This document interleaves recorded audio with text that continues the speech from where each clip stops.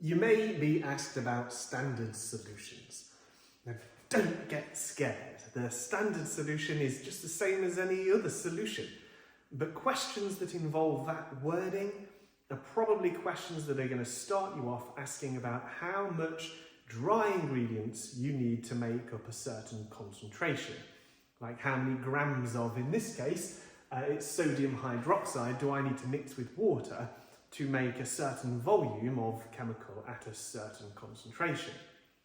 So, fear not, let's have a look. So the very first thing I need to do, I need to sort out this volume to get it compatible with that concentration, and then work out how many moles we need to mix up a solution of that concentration in that volume. So, those volumes, let's have a little look. The volume to start with is 250 millilitres.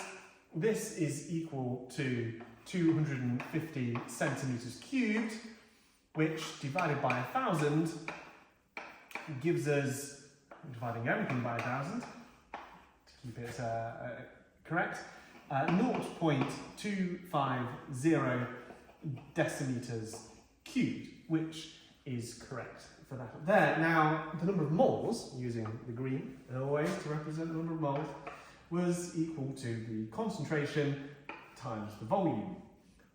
And so what we can do is, we know that there is 0.25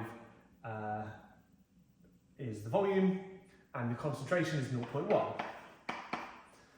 And so basically a quarter of 0.1 is 0.075 moles. That's how many moles we need.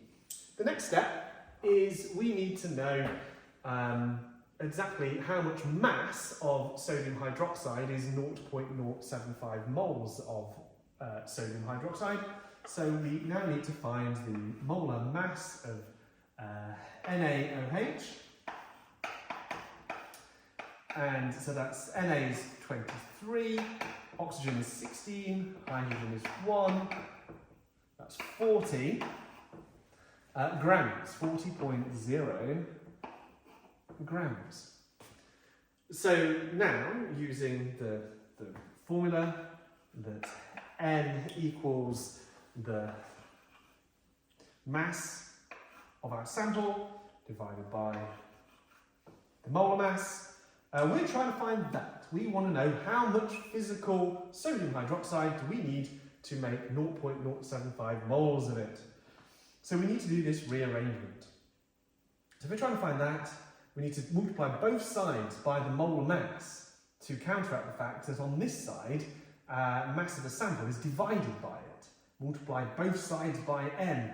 So we'd have mn multiplied by m. Multiply both sides by m, which of course cancels it all out on this side, leading us to know that 40.0 times by our number of moles, 0.075, this is going to give us our amount of grams that we need of this substance. So times 0.075. I always look at the numbers one more time. Oh, it's 3. Isn't that nice? 3 grams of sodium hydroxide to make this standard solution.